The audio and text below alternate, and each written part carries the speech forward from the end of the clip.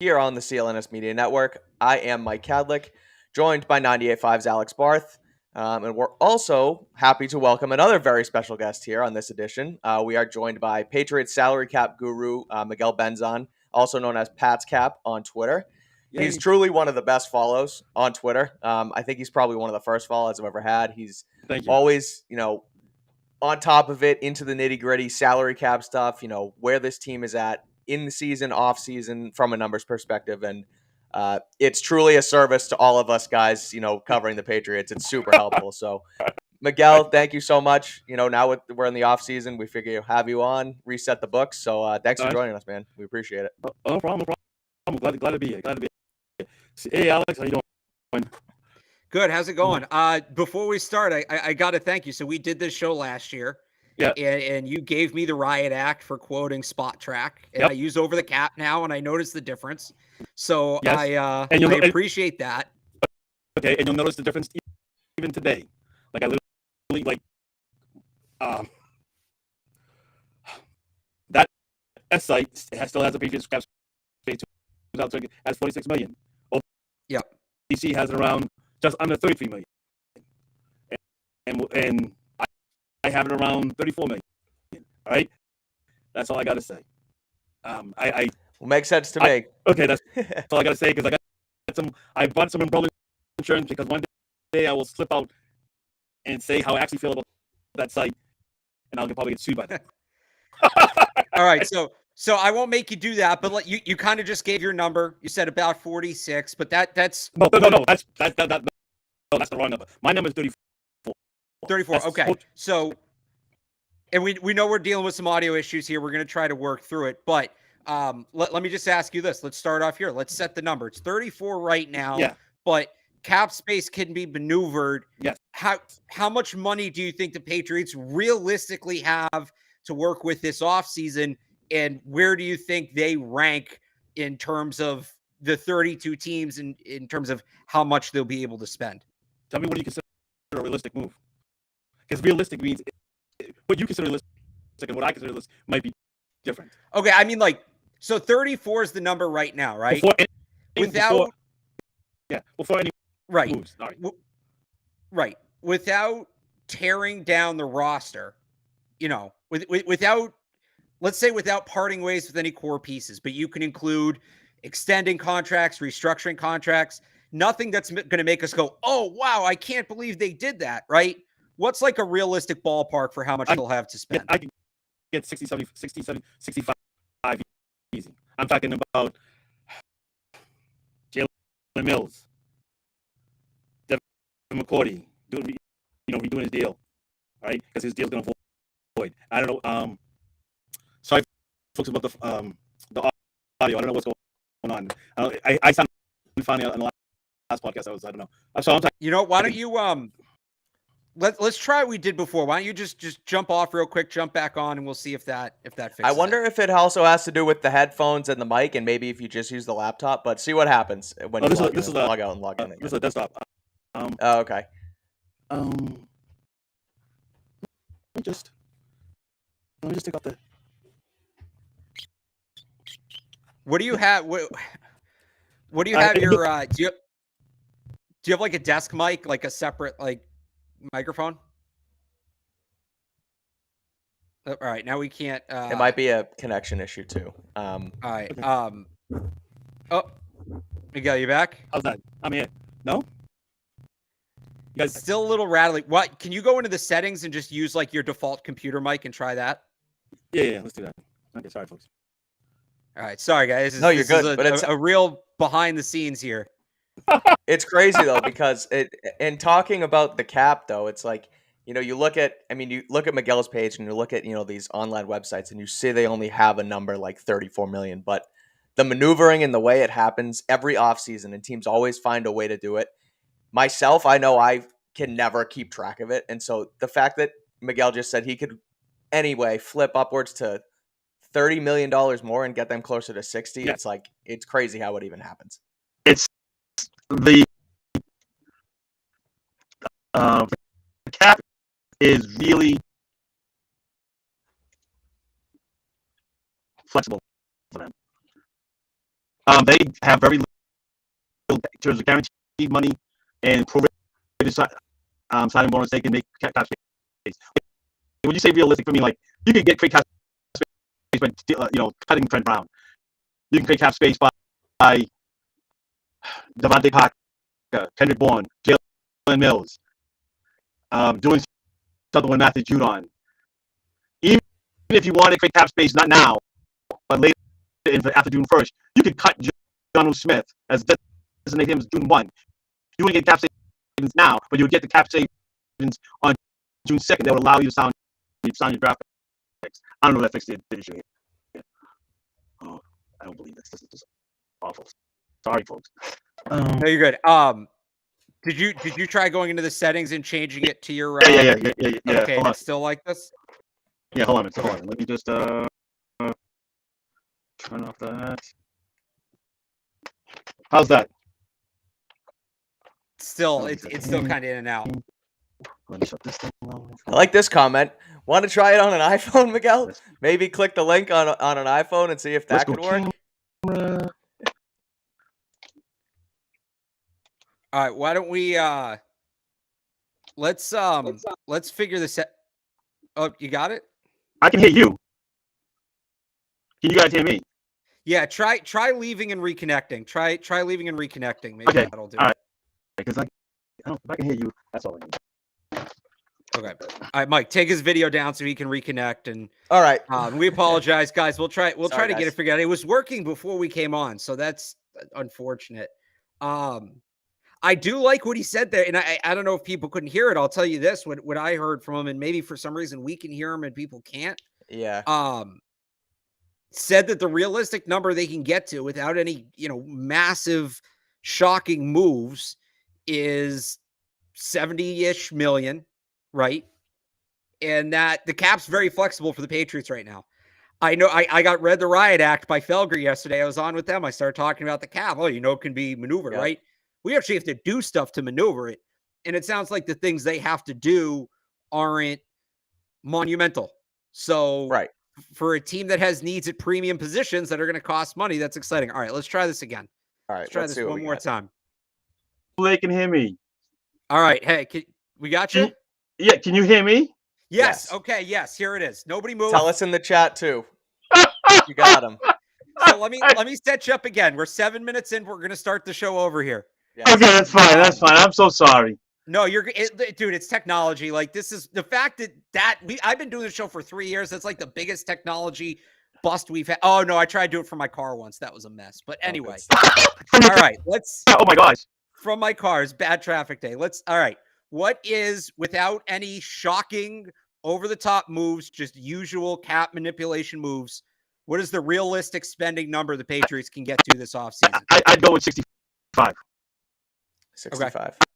I would go with 65 because I don't think they're going to tag Myers, Jacoby Myers. I wouldn't think so, yeah. Okay, so yeah. For example, the website right now, remember their cap space numbers are not for any tags. Like, for example, the Ravens numbers could be if you think the Ravens are going to tag Lamar Jackson, you're going to add 30 plus or 40 plus $1 million for that. If you think the Seattle does tag Geno Smith, you can add to that. Takes away from their cap space. All right. So you had asked earlier, Alex, where I think the Patriots are going to rank in terms of teams. They're going to be definitely in the top half. I used to think top 6.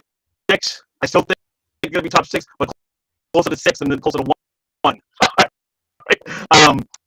It really depends on where at the end of a tag period, who gets tagged, where they're going to be ranked. And that's really important because I don't think they're going to tag Jacoby Myers, nor I don't think they're going to transition tag Jacoby Myers. But if I'm right on that, they should be top 8, close to 6 and 8, depending on what happens. So somewhere probably top 10, not top 5, $65 million. And that's a good place to be. So I guess your audio's coming in and out again. Oh my gosh. Yeah. Sorry. All right. So I think what we'll do here, we might. Sorry, Miguel. We're not blaming you. Don't worry about it. We're not blaming you. We're gonna make an executive decision here. We know that the Patriots had $65 million to work with. We are going to have Miguel have you jump off. We will do this again. Yes. At some point next week. We will Okay. figure Sorry. this out once and for all for everyone. No, it's Okay. not you. You're good. We'll make it happen. I don't know. We appreciate it. I know it's tough. We all wanted to hear about it, but we also have OC stuff to talk about. So, Miguel, take care. thank you Goodbye. so much. We'll get you on another time. We'll get you Again, on. All right. sorry everyone Okay. about the audio, but Okay, bye-bye. let's. Oh my gosh. All right. We'll get Miguel on. I do have other questions for him, so we'll get him So on. do I. I don't know. I don't know if we could hear him better than the people in the chat. Maybe it was tough to tell, but thanks to everybody for sticking through that. We'll get him back on soon. I mean, I had questions like, I mean, you look at Jonnu Smith, and again, I'm using Spot Rack, so I didn't know that was a Okay. thing, Yeah, but you're not supposed to do that. He got real mad Yeah. at me last year about that. Use over the cap, and it's tough because Spot Okay. Track looks pretty, but Right. he's right. If you go in and look, the numbers don't line up right.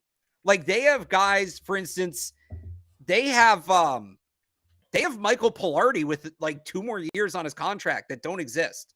Yeah, Like I don't know where crazy. those are coming from. So Yeah, so I mean, I'm looking at guys though like Jonnu Smith looks to have a huge cap hit. I don't know what the difference, and I don't know what the difference is when you cut him or keep him versus where the hit versus it doesn't. So we got to have Miguel on this thing to set that all up Yeah. for us once for all. But what we can do quickly is actually let's talk offensive coordinator interviews. We'll go piece by piece because we now have we'll do all 5 of them. We now have 5 confirmed offensive coordinator candidates. and it sounds like this is going to be the full list based off of what Rappaport said today. Right. That's exactly. So we have Nick Caley, Keenan McCardle, Sean Washington, Adrian Clem, and Bill O'Brien. So let's start in-house. I think that's the best way to do it, which is Nick Caley. Patriots tight ends coach. A lot of people thought he should have been the nominee candidate, if you will, last season. Him and Bill O'Brien, but Caley he's been around here for quite some time now. He's done a pretty good job with the tight ends, despite what you want to say about Hunter Henry and Jonnu Smith. And it's also a position where you're not just really coaching the tight ends. Like you are, but you're involved with blocking, you're involved with, route running, and you're involved with, you're really involved with those 2 things. You're So involved in the passing game and the running game. Exactly. So it's like you kind of have to know what's going on if you're a tight ends coach. So again, he also interviewed with the Jets this week for their offensive coordinator job. So I wonder what's going to happen there. And I wonder if it's just a year too late with Caley because it was something that frankly just should have happened last year. And it's kind of a bummer that this interview happened now instead of a year ago. Yeah, I'm going to be pissed if they hire him. Like Right. straight up. Where was this? What did he learn in the last year? What changed in the last year other than Matt Patricia is no longer being paid by the Detroit Lions? Right. Good luck to him. I'm not saying I think he's a bad coach, but it's a bad look if they hire him. It's oddly enough a worse look if they hire him and it doesn't work. It does work. Sorry. If they hire him and it works, there's going to be this massive narrative, and rightfully so, about why he wasn't hired over Matt Patricia last year. They can't do that. They can't afford to do that. Right. As good of a candidate as he may be, I think he's a fine candidate. I don't know if he's the best candidate. I have him 4th of the 5 in terms of the order I take them. But, maybe they're trying to get him to stay. Maybe they bump up his title run game coordinator, something like that under the next OC. But like you convince him to stay and you pull the trigger for him to not go to Vegas with McDaniels, who wanted him. You don't Didn't they extend block his it? contract. Did they block him going out there? They blocked him. They didn't extend his contract. Then they don't make him the OC. Like they can't afford PR wise to do it. It would it would look, and rightfully so, terrible. However good of a candidate he is. So I'm out on that one. I don't think it's going to happen. I don't think it should happen. I'd love to see him stay and continue coaching tight ends, but it just, the way everything went last year, you can't do it. So he interviewed with the Jets as well. So first of all, I wonder why. And I think there was a report that some other teams were interested. I don't know if he got any other interviews, but I remember hearing like the Broncos were interested. So Mike Yeah. LaFleur gets, they part ways with him there. I don't know if it was technically a firing or if they kind of both wanted to go their separate ways, but I would think Mike LaFleur is a much better offensive coordinator candidate to have in your building than Nick Haley. And I know that there was a lot of stuff that came out in drama behind the scenes with Zach Wilson and all that, but you need a fall guy. He was the fall guy for making the wrong pick in a class that had Justin Fields and Mac Jones. They took the wrong guy. They took the guy. I shouldn't say everybody. People should have known was the wrong guy. Again, I had him 6th in that class. I had him behind Trask, and they took him 2nd overall. Yeah. Wrong place, wrong time for LaFleur. So that's your fall guy. So if Nick Haley goes to the Jets and succeeds, is that a worse look than him staying here and succeeding? No. Yeah. Okay. But that's a good question. Yeah. You could say he has more offensive talent to work with in New York. Yeah, I agree. And I think that at the time you can just say, look, we didn't think he was ready. He stayed another year. He went to the Jets and he did well. And if you hire Bill O'Brien and things work here, then all's well. Right. So I still think if it's fine if he goes elsewhere and succeeds. If he comes here and does well, and you don't give anyone else a chance, and it's Kaylee, and you could have had this a year before, I guess it's a good thing, but it's still a bad look that you didn't just do this thing. You just wasted a full year of everyone's time. Look, we know how this market works. We know how it works in Boston. Other places, they just be glad they got the guy, but that's not the standard this team is set. It's not. Right. So Bill's not going to want to deal with those questions because he will get it every single week. Why wasn't Kaylee the guy last year? Right. He's not going to want to deal with it. Yeah. For that reason alone, I don't think Kaylee gets it. Yeah, I think so too. The next candidate that I want to talk about is Keenan McCardle from the Vikings. So looking him up now, Tampa Bay Buccaneers legend. Yep, Tampa legend. I know people go to the Jaguars and the Chargers, but the 2002 Buccaneers might be like they're my favorite non-Patriots team of all time. He caught 2 passes for 6 yards for 2 touchdowns in that Super Bowl. There you go. So I got to geek out this week on that one. Yep, wide receivers coach in the league since 2010 with the Redskins. Yeah.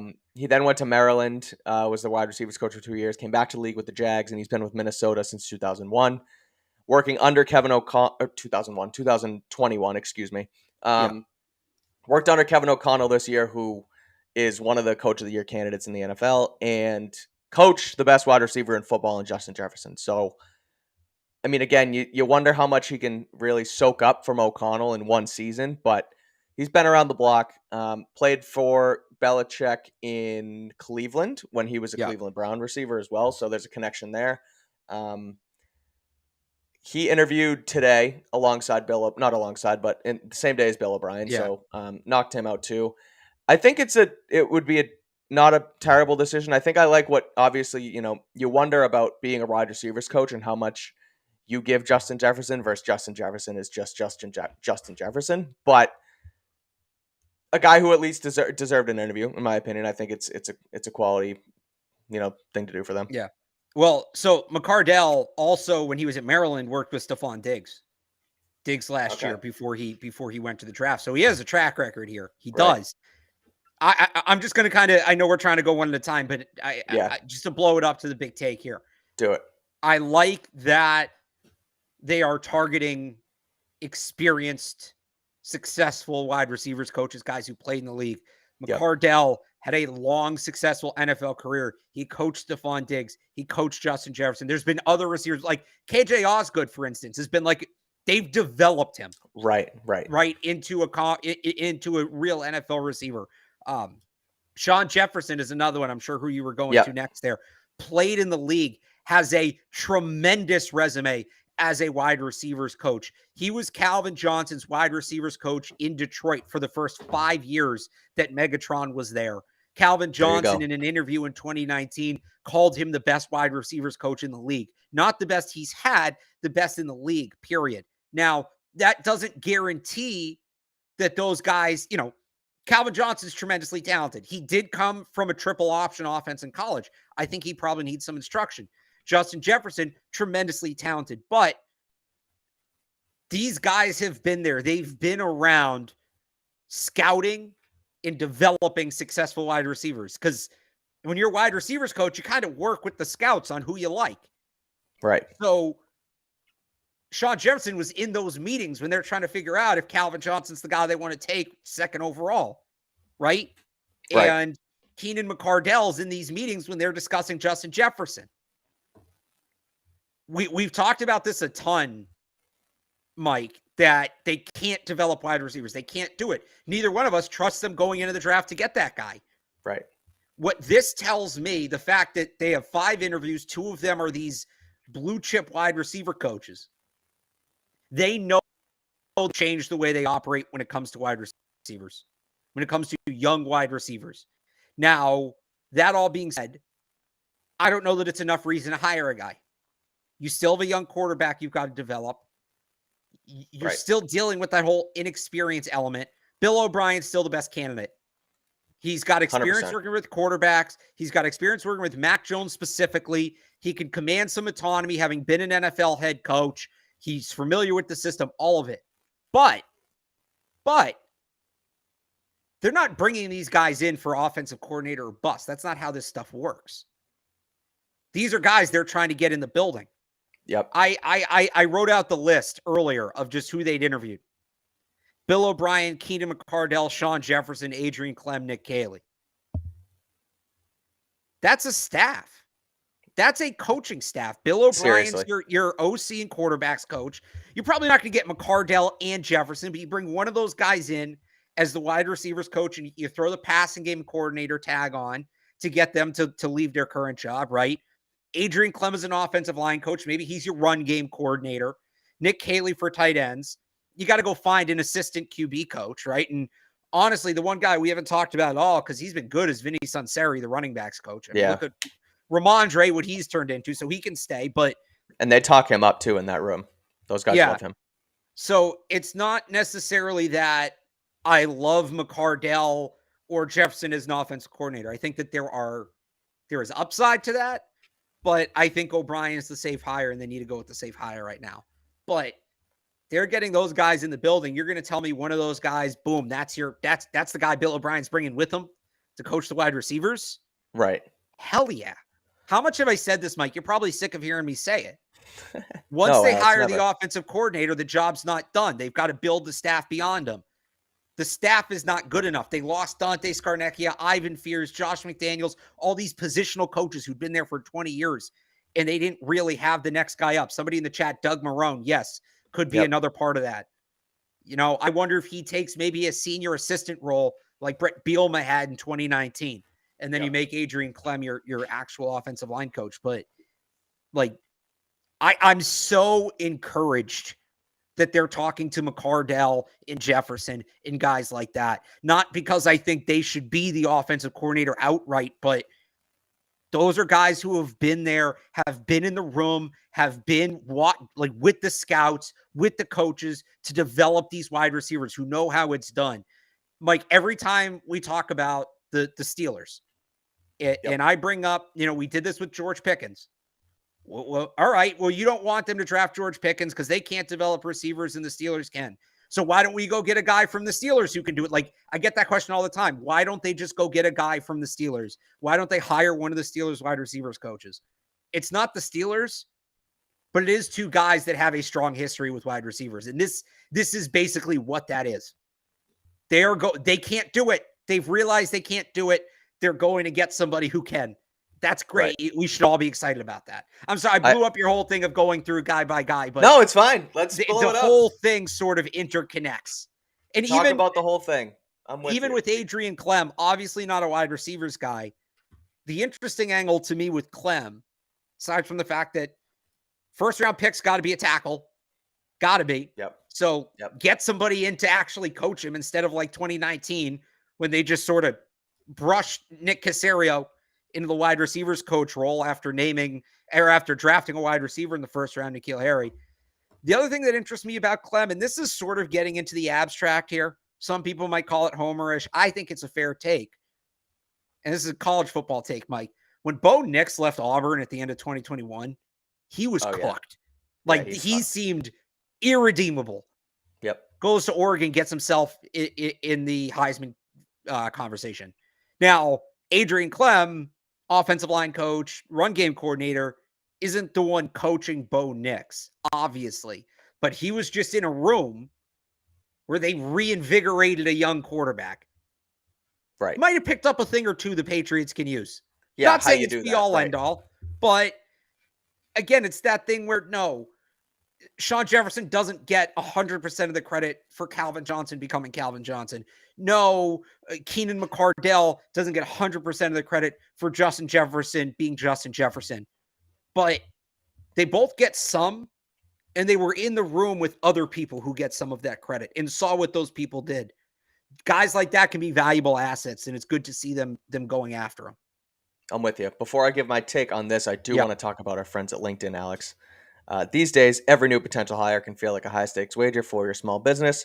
You want to be 100% certain that you have the access to the best qualified candidates available, and that's why you have to check out LinkedIn Jobs. LinkedIn Jobs helps find the right people for your team faster and for free. We use LinkedIn Jobs here at CLNS Media, and we can't recommend it enough.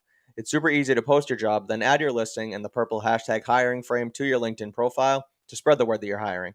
Simple tools like screening questions make it easy to focus on candidates with just the right skills and experience, so you can quickly prioritize who you'd like to talk to and hire.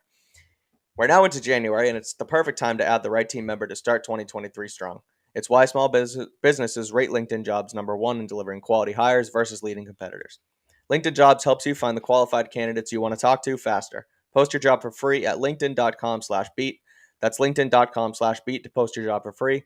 Terms and conditions apply. I think all these guys found this OC job on linkedin.com/beat. It's the best. The Patriots use us. It's the best way to post your jobs. linkedin.com/beat. Go check it out. Yeah. A few things on each candidate, really. And, I'm kind of glad that we bunched them out now because I look at two things with the wide receivers, specifically, I guess, in Sean Jefferson is he did just work with DeAndre Hopkins, Alex, and yes, the Cardinals did just hire Monty Austinfort. That's his name, correct? Yeah. So he used to be in the Patriots building. They just hired him as their general manager. So I know we talked about it last show, and I don't necessarily think that just because you know a guy, they're gonna cut you a deal. So I don't expect Monty to give the Patriots DeAndre Hopkins for the low, but there's at least a line of communication there in that front office. And DeAndre Hopkins just worked with Sean Jefferson for 2 years. So they have a relationship. Hopkins has a no trade clause, so he has to accept to where he gets traded. So there you go. If he wants to come here, he gets to work with Sean Jefferson again in another offense. That's one thing. The other thing, and I look at both wide receiver coaches on this one. Oh, I'm sorry, not both wide receiver coaches, but two of the candidates is Adrian Clem and Sean Jefferson are both associate head coaches on their respective teams.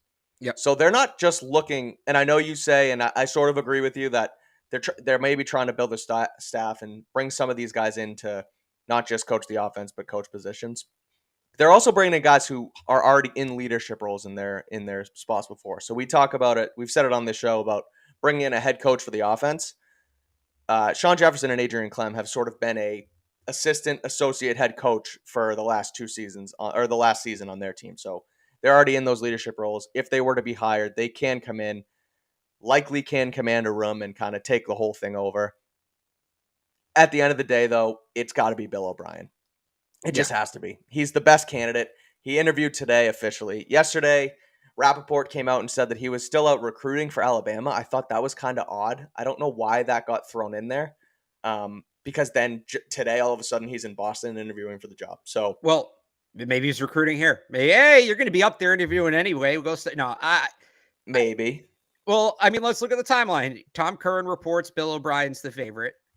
Yeah. Then you get these nuggets that maybe Bill O'Brien, like reports that Bill O'Brien's favorite in the building at Gillette. Like they want him. Right. Yep. Then you start hearing some stuff that maybe he's not too interested in them. Then boom, boom, boom. You get 3 reports of other people they're interviewing. Then you get the report that Bill O'Brien's out recruiting. And then today, Bill O'Brien finally interviews with the Patriots. Yeah. It sounds like maybe one side wants something and the other side, each side's just trying to get what they want out of this Yeah. deal. And what that would be, and there was another report from Andrew Callahan yesterday that they're split inside the building about making that trade to get number one wide receiver. Yep. I think we all sort of can figure out who's on which side of that argument. I wonder if Bill O'Brien wants certain personnel moves made before he comes here. He cannot afford to come here and fail. I know people in New England can't. It's so funny. I was texting somebody from Alabama today, and Nick Saban. Yes, me and Nick Saban are buddies. I was texting somebody from Alabama today, and they were, so O'Brien finally interviewed. I said, yeah, that seems to be the case. He said, good. Can't wait till he's out of here. And it's so funny to me that the Alabama people cannot wish him away fast enough. And for the people in New England, they can't get him here fast enough because the offense was not what it was supposed to be at Alabama this year.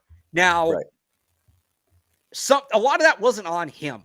And Mike, we're going to bang our heads against the wall explaining this to people over the next couple months and maybe more if Bill O'Brien gets hired.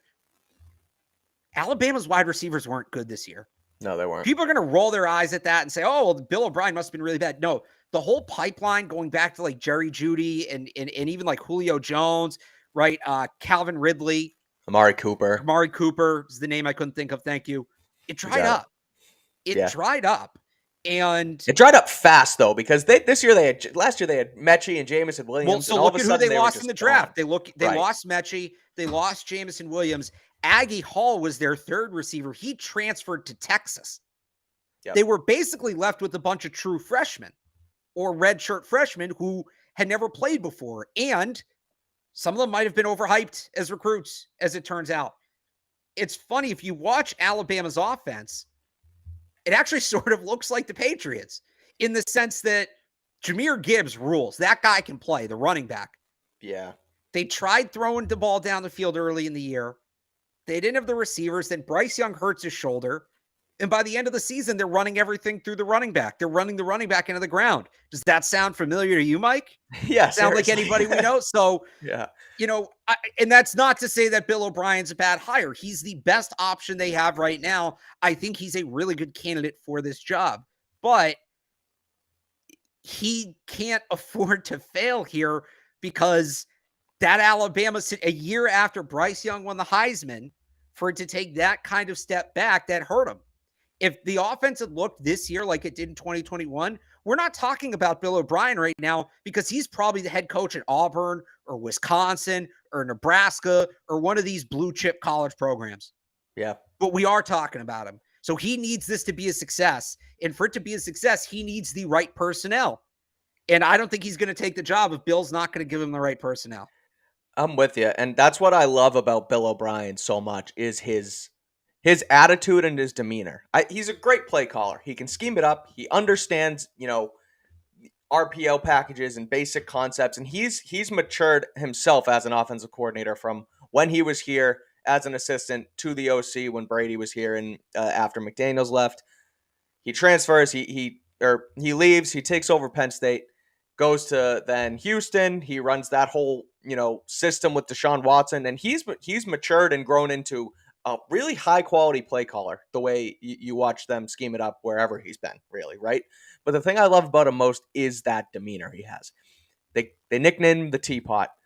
He's going to flip out. He's going to yell at you. He's going to keep you in line. And sometimes that doesn't go a long way in the NFL, but not that he sits there and, yells at guys, but he's stern and he knows what he wants. And I think, again, looking at bringing in a head coach of the offense, that's exactly what this team needs. They need someone that's going to take the operation and say, this is mine, Bill, get out of the way. And I think Bill O'Brien is one of the guys that can absolutely do that. I think that him and Bill Belichick have this, this mutual respect and a trust in each other, even though they haven't been together in some time, that I think if he comes here, he's going to let O'Brien take over the operation. Paws are going to be off. I wonder, though, like you said about, he wants personnel moves to happen first. Do you think this doesn't have to be first? I'm not saying like he's not going to sign until they go out and trade for DeAndre Hopkins or Jerry Jeudy. They can't. He can't do that trade until March. But just like needs a handshake agreement on it, right? some sort of assurance, like, hey, we're going to be aggressive in pursuing this. You know, the Right. resources needed to like basically sort of, hey, might cost the first round pick to go get Jerry Jeudy. Is that going to be on the table? Right. That sort of thing. So you look at, and I was, doing some Bill O'Brien, I guess, research in air quotes. I was watching a mic'd up video of him the other day on Okay. YouTube from the NFL, right? And talking about this fiery guy, but something that I noticed was that, and I don't know when this was in the DeAndre Hopkins timeline, so forget the beef they've had, but you talk about the offenses the Patriots have had here. They haven't had that true number one wide receiver. They Right. scheme stuff up for people every once in a while, but go ahead. They had Gronk. Okay, fine. But so let's talk the last 2 seasons with Mac Jones, right? They haven't had a go-to guy. Correct. And so there's not really a throw this play out the window and just get it to this guy. And so they're always, there's options on every play and there's no go-to. But I was watching this mic'd up and Houston needed a play. And he called the offense and he was in his OC's here and he was like, give me something for number 10. Give me anything for 10. We just need to get the ball to 10. He's going to make a play for us. The Patriots haven't had that. And Bill O'Brien trusts that tactic is get the ball in my best player's hands and they're going to make something happen. The Patriots haven't done that over the last 2 years. They need something like that. And they need a play caller that's going to call a play like that. Right. Do you think Matt Patricia was ever like, let's just get the ball to Jacoby Myers? No, he never really ran up. He didn't run anything in motion. He just called plays off a play sheet. Well, no, but this is part of the problem. I think Matt Patricia believed he was doing that when they gave the ball to Ramondre Stevenson 30 times a game. I agree. Yeah, I don't think it's that they need a play caller that can make that call. They need a player that you can make that call to, and then you need a guy who will design plays that it's not just. Those sorts of plays are generally pretty complicated because they're one-read plays. You have to be sure that guy's going to be open enough to get a chance. Right. You need a guy that can design plays. You can't, right? You're not saying that and then just running 4 verts. Right. Or like a tunnel screen to the guy. Exactly. Right. There's a very specific play that's been designed that when you say we're going to 10, there's maybe 2 or 3 calls you have in the playbook, depending on the coverage, that all right, we got to get the ball to 10. We're going with this. Absolutely. You got to have somebody design those. Like that, to me, it's less about the call. It's more about the design. Patricia, I agree. Like Patricia, I think very much had it in him. Hey, Ramondre is our best play caller. Get the ball to Ramondre. But it's fake screen left, screen right. Fake screen right, screen left, right? It's pump down, throw flat left. Pump down, throw flat right. Let's this weird variation of Haas with him coming out of the backfield. None of that made sense because they could just put a safety on him and man. There was no complementary route to put anybody in conflict. Yep. It was just Ramondre, go to the spot. We're going to throw you the ball. That's not how NFL offense exactly works. Right. So to me, it's less about. I get what you're saying, but it's less about having the guts to make that call and more about. I say this all the time. The decision's only as good as the play call you have, whether it's going for it on 4th, whether it's going for it for 2, whatever. The decision's only as good as the call you have. And with O'Brien, they couldn't make a good decision, I think in large part because even when they made the right decision, in theory, to go forward or to do a certain thing, they didn't have a call to back up the decision. You mean with Patricia? With Patricia, so what I say. Okay. O'Brien. Okay. With Patricia, okay. They didn't have the call to bet. Like, there was one play in that Raiders game on a 3rd down. Okay, so when they ran the naked QB boot against the Raiders on that 3rd down late in that game, I actually don't hate the call to run there. I really don't. But you can't run that play. Right. So that's what excites me about this new offensive coordinator is when they have that gotta have it moment, the play call is actually going to have a chance to work. Yeah. That's more what it's about for me. I'm with you. So again, I just think, and I said it before, and I've said it a million times, and I said it as soon as the rumor came out that O'Brien had interest in coming back to the league. It's like, it was so obvious that this should have been the way they went even a season ago. Yeah. And now that they're doing it a season too late, it's like, just make it happen. And I get you have to interview everybody and you have to go through it. But if for some reason it doesn't happen, it really is going to infuriate me because it just seems like it's such an obvious decision. For what it's worth, I don't think it was an option last year. Yeah, I no, think even if they fair. had wanted to hire him, I don't think they could have. And is that a whole Saban Belichick thing? I think it's a Saban thing. Okay. I don't think it's a Saban Belichick thing. I think it's a Saban thing, and I think it's an O'Brien. He had a 2-year contract.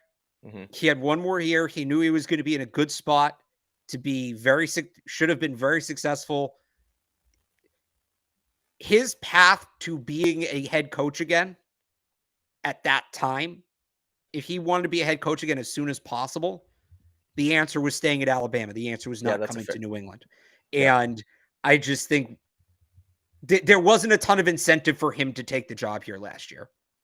Unless the Patriots are going to truly back up the Brinks truck, which in itself would not have made sense. Right. There wasn't a ton of incentive for him to come here. Now it's different, right? He had a bad year at Alabama. His stock is way down. He's not getting those head coaching looks. His contract's up. They might not have him back. If he's the guy that gets Mac Jones back on the right track, he can go be head coach again. So the situation has changed. I don't think it was realistic that he was coming here last year, whether the Patriots wanted him or not. That's fair. And I've always wondered too about him and being this head coach in waiting here. I've kind of had that on my radar ever since he went back to Houston when he left Penn State. It's like he's always sort of had this. There's always been this thing. It's like Bill O'Brien's going to come back here and be the head coach one day. I've heard it. I've thought about it. Now with Mayo seemingly in line, I don't know how likely that will ever be again. So I wonder where Belichick or where this team stands on, okay, we're going to bring this guy in. He's going to do well. He's going to be gone in 2 years. And then we have to do this whole thing again. Right. So it's tough too, but that's why that was the thinking last year. And this is where we're at. So you can't think like that anymore. But I think part of it, too, is, yes, O'Brien might be gone a year or two. If you hire a guy like Keenan McCardell or Sean Jefferson as a wide receivers coach, you can have O'Brien kind of getting that guy ready. Yeah, that's true. And then you can this is what they never had that seamless transition. And that's what you can set up. The seamless transition would have been Josh McDaniels to Nick Caley, and they skipped it. They just chose not to. Right. We've seen them do it on the defensive side of the ball all the time. They had it on the offensive line for a little bit. It went from Scar to Cole and Carm, and then Carmen Brasillo on his own, and then there's nobody next. Right. If you hire Bill O'Brien, you bring in a Jefferson or a guy like Sean Jefferson or a guy like Keenan McCardell, you don't necessarily have to worry as much about O'Brien leaving because you do still have that next guy lined up. That's a fair point. So again, it has to be I feel like you got to make 2 hires out of this interview cycle. So that's ideal. Let's talk about Rocket Money, Alex, before we wrap up the show. Do you know how much your subscriptions really cost? You probably don't, as nearly 80% of Americans have subscriptions that they completely forget about. Most of us spend around $80 a month on subscriptions most of us think we spend $80 a month on subscriptions when Oh, now we're losing Mike. We're losing Mike, or did we lose me? Are you back? Am I back? Yeah. All kinds. I don't know what happened. All right, maybe your internet's the problem. Go ahead. That might have been me. Back to Rocket Money. It could be an unused Amazon Prime account, Hulu, ESPN Plus, whatever it is. They're draining your bank account, and you could be wasting hundreds of dollars a month on subscriptions you don't even know about. Not me though, because there's an app I use now called Rocket Money. It used to be known as Truebill. The app shows all your subscriptions all in one place, and then cancels for you whatever you still don't want. Rocket Money can even find subscriptions you didn't know you were paying for. You may even find out you've been double charged for a subscription. To cancel, all you have to do is press the cancel button, and Rocket Money takes care of the rest. Get rid of useless subscriptions with Rocket Money now. Go to rocketmoney.com/PatsBeat. Seriously, it could save you hundreds per year. That's rocketmoney.com/PatsBeat. Cancel your unnecessary subscriptions right now at rocketmoney.com/PatsBeat. Yeah, we're really blowing this thing today, Alex, huh? What is going on? Yeah. It's tough when you do a live show. Okay, lastly, let's wrap up the show with the Shrine Bowl rosters. We're going to go in depth on these. So the Patriots are coaching the Shrine Bowl in Vegas at the beginning of February. They're coaching the West team, I believe. West team. Although, and I didn't know this. Maybe they changed it this year because I could have sworn it used to be divided east-west by where the kids went to school. But Zay Flowers and Jake Bobo, Yep. BC and UCLA are on the same team. Yep. So I guess not. I guess it's just arbitrary, Yeah, which so the works out for the Patriots. We can get into that in a second. 100%. Yeah, so the Patriots are coaching the West team. We're going to do a full breakdown pretty much of their rosters next week on the show. Yeah. We only But have the since offense right now. we They're only have dropping the defense offense tomorrow. Right. We only have the offense today, so I just wanted to quickly give out. I have two names that I think are awesome on offense for this team. I know, Alex, you have a few as well, but I want to start with, I'm going to start with Jack Coletto. So this kid is nicknamed the Jackhammer. He's from Oregon State. He was a Beaver, and he's listed as a fullback / tight end. And this season won the Paul Hornung Award for the most versatile player in college football. So that just absolutely screams Patriots to me. A guy who can play everywhere. He played linebacker this season as well. I just think that when you have a week to coach these guys and you see what this kid can do all over the field, I think that's a guy that could easily be on the Patriots' radar just because they always bring guys like that in. Someone who really can just do all. Like you look at, I don't want to say, yeah. No, I was going to say, you want a list of the Paul Hornung Award winners the last couple of years? Absolutely. So Jack Coletto just won it, right? Yep. The year before him, Marcus Jones, Devontae Smith, then Lynn Bowden played for the Patriots this year, Rondale Moore, Saquon Barkley, Jabril Peppers. So that's what, 3 of the last 7 have played for or were on the Patriots roster this year. This is like the, what is that other award? That kid's playing in this game too. Hang on. I'll find it. Yeah, go for it. But again, I just think that that's a guy that they're going to have their eyes on because, again, versatility is huge. He plays offense and defense, fullback, tight end. They've looked for, they might want the fullback back this season, depending on what Bill O'Brien wants to run, and they could use some help in the tight end room too. So, Jack Coletto, keep an eye on that. You have your thing? The other award, by the way, the Cliff Harris Award, goes to the best non-D1 player in college football each year. Last 2 guys to win it, Kyle Duggar. They didn't give it out in 2020. Kyle Duggar, Sam Roberts. What do both those guys have in common? They both got drafted by the Patriots. So the kid who won it this year, whose name is escaping me again, is he went to, I can tell you he went to Ferris State. I can tell you he's a defensive end. I can tell you he's 6'5", 235. His name is Caleb Murphy. He will also be in the Shrine Bowl. So we'll get to him. Is Matthew Judon on that list by any chance? They weren't giving this award out when Matthew Judon. This is a relatively new. They've only done it like 4 or 5 times. Oh, okay. Got it. It's a relatively new list, but you can. So the Paul Hornung Award, the Cliff Harris Award, you can sort of track these things. Clearly, these are guys the Patriots at least consider. Yep. So 100%. So that's my guy. The other guy is BC's Zay Flowers, rather. Yeah. He's only 5'10", so I wonder about what the Patriots want to do as far as, a big downfield receiver like a Hopkins who's taller than 5'10" and less of a shifty guy. But Zay Flowers was unbelievable at Boston College over the last few years. I broke down one play from him today on Twitter if you want to go check it out. And it's a simple breakdown, but it just showed 2 things that I loved about him was his speed off the line, his route, or 3 things. His speed off the line, he got off quick. His route running, he's able to turn a guy around like that. And then the way he tracked the ball from a really bad Phil Dracovic pass was like, you can literally see it. It like skips a beat on the film. Like he's running like a diagonal, and then all of a sudden he breaks across the field to get under the ball, and then he goes to another gear and it scores 6. So I don't know where they're going to be. Zay Flowers is going to jump up these draft boards as these bowl games go, as the combine goes. So I don't know if Zay Flowers is going to even make it out of the first round. And to me, I still think that their first round need is cornerback or tackle, but depending on how fast Flowers flies up this board, or if he falls back and the Patriots want to go for him early second round, if they want to, jump up or something, I'd keep an eye on Zay Flowers too, because they have a connection at BC here. So those are my 2 guys, Coletto and Zay Flowers. Yeah, I like Zay Flowers. He's just one of those guys there. If you're going to draft Zay Flowers in the second, you can get Tank Dell in the 4th. Yeah. Similar player, right? Right. I'll just run through a couple that are interesting to me here. Dorian Thompson-Robinson, DTR from UCLA. I don't think it's a big offseason for quarterbacks for the Patriots. I've been pretty clear on that, but they've targeted guys like this the last couple years. Experienced mobile college quarterbacks to Eric King, Jamar Smith. He's not supposed to be drafted, so a guy they'll get familiar with, maybe bring him in on the practice squad. He could be a good scout team guy. Running back room, you mentioned Coletto. A couple more guys that excite me. Muhammad Ibrahim from Minnesota. Yep, Minnesota. Third in the nation in rushing yards this year. It's 1,600. Tied the national lead with 20 touchdowns. This is his third 1,000-yard year. Patriots love early down backs with big-time college production. You're not going to get much more production than you're going to get with Ibrahim. He's projected to go middle late on day 3. Travis Dye being on this list from USC is very interesting to me. A textbook Patriots third down back, great pass blocker, soft hands, easy receiver, good route runner.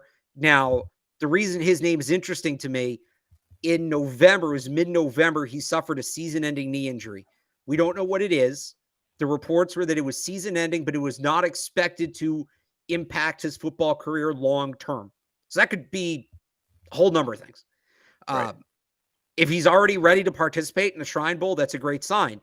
Maybe he's not participating, but sometimes guys who are hurt, they still go to these games just to do the interviews, just to talk to the scouts and get to know them. Textbook third down back. If the Patriots want to hedge their bets on Pierre Strong, he's a great fit. Wide receivers, you mentioned Zay Flowers, kind of a shiftier slot guy. I'll give you two big outside guys. Well, two big guys. One's an outside guy. Bryce Ford Wheaton, pure outside receiver, 6'4" from West Virginia. The way that guy goes up and gets the football, it's a treat to watch. It really is. Yep. He's a great 50-50 ball player. Not much to his game besides that, but a guy you can put on the end of your roster as a, as a red zone threat. Also, great special teams player. Forced 2 muff punts this year, covering punts. Got a great job. Go down, time it up, get to the returner just as the ball gets there. He's projected to be a day 3 pick. And then Jake Bobo is a hybrid tight end wide receiver, local kid from around here. Goes to UCLA. He transferred from somewhere, I don't remember, but played at UCLA this year. Can play in the slot, can play outside, can play inline. We know that they're comfortable using guys in that role. I look at what they did with Lil Jordan Humphrey last year. They want a guy maybe a little more polished, a little more explosive to sit in that role. I think Jake Bobo would be a really good fit. At the tight ends. Went to Duke before UCLA. Duke, thank you. Luke Schoonmaker, 6'5", 250, productive season for Michigan. We're going to talk about him as a developmental, project tight end. In early on day 3, middle of day 3. And then at tackle, I'll wrap it up here soon. Jackson Kirkland from Washington was supposed to be a first-round pick last year. Hurt his ankle, realized he wasn't going to be able to do the combine and all of that, decided to go back to school.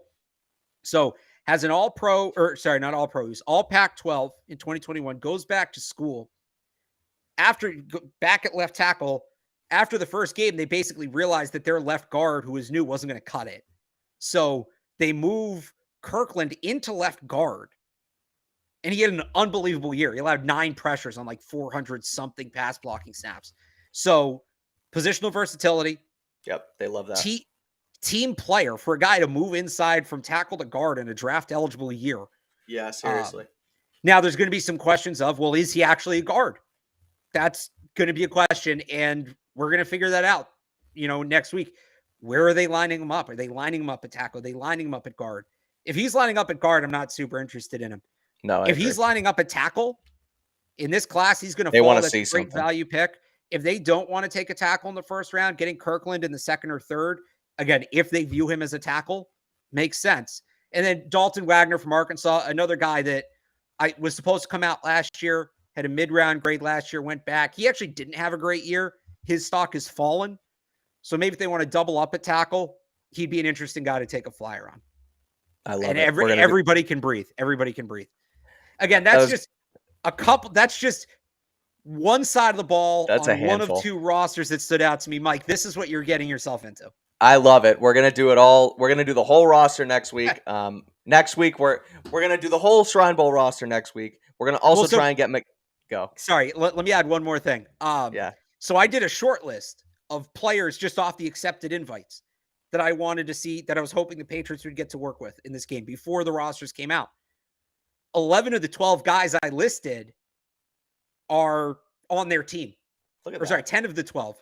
So the That's only ones who aren't, I'll just, because we're doing it right now, Tavion Thomas, running back from Utah, 6'2", 235, downhill runner, bruiser.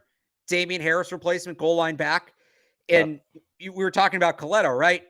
There's a guy from Houston named Parrish. I want to say Jack Parrish. I don't know why I can't think of it. He's another defensive end fullback hybrid. Jack Parsons? And he's going to Parsons, yeah. Is it Parsons? I might be wrong. I don't know. This is killing me. I've been obsessed with this guy. He's like one of my favorite. Derek Parrish. What did I say? John Parsons? Derek Parrish. I said that.